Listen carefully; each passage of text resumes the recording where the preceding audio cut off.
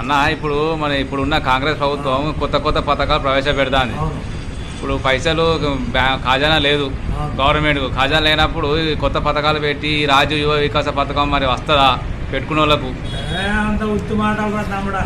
ఇప్పుడు డబ్బులు లేవు కొత్త పథకాలకు అంటారు. అవును, రాజు పాత పథకాలకి దిక్కు లేదు దేవుడు అంటే కొత్త కొత్త పథకాలు పెట్టిరు. అవును, ఇందిరమ్మ ఇల్లు పెట్టిరు, 5 లక్షలు ఇస్తామన్నారు. అవును, మరి రాజు యువ వికాసానికి నోటిఫికేషన్ ఇచ్చారు, 14 లక్షల మంది అప్లై చేశారు. పాపం ఎన్నో ఆశలు పెట్టుకున్నారు, ఎన్నో యూనిట్లు కూడా తయారు చేసుకున్నాడు.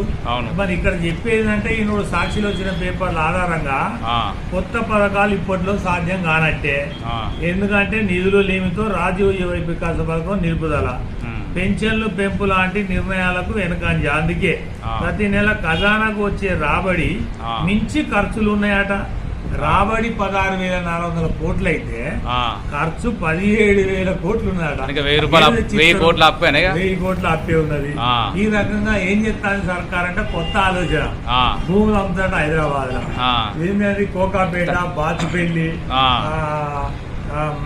బహదూర్పుర, ప్రగతి సింగారం వల్ల భూములన్నీ 20,000 కోట్ల రూపాయలు సమకూర్చుకోవాలని ఆలోచన చేస్తాను. పెట్టినట్టు చేస్తాను. ఈ రకంగా ఎందుకు 6 గ్యారంటీల అమలుకి దిక్కు లేదు, కొత్త పథకాలు ఎట్లా అమలు చేస్తారని అనుకుంటారు ప్రభుత్వ వర్గాలు. మరి అలాంటప్పుడు షాట్ల తోడు పోసి కుక్కల కొట్లాడ పెట్టినట్టు యువతకి ఎందుకు ఆశ పెట్టిర్రు? ఎలక్షన్లు వస్తాయనా, స్థానిక సంస్థల ఎలక్షన్లు వస్తాయని దాంట్లో గెలిచినాక తర్వాత చూద్దాం అనే ఆలోచనతో నోటిఫికేషన్లు ఇచ్చిర్రు. అంతే తప్ప యువతకి ఇస్తారని గ్యారంటీ అయితే లేదు. మరి కేసీఆర్ చేసిన అప్పులకే 6,000 కోట్లు పోతాయి.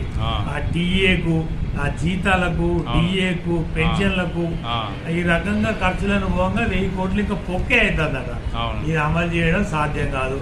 యువత ఆశలు పెట్టుకున్నది రాజీవ్ పథకం మాకు వస్తుందని, వాళ్ళ ఆశలనే నీళ్లు చల్లినట్టే, వాళ్ళకు వచ్చే అవకాశాలు లేవు. ఇదంతా ఉత్తి మాటలు అని ప్రజలు ప్రశ్నిస్తారు.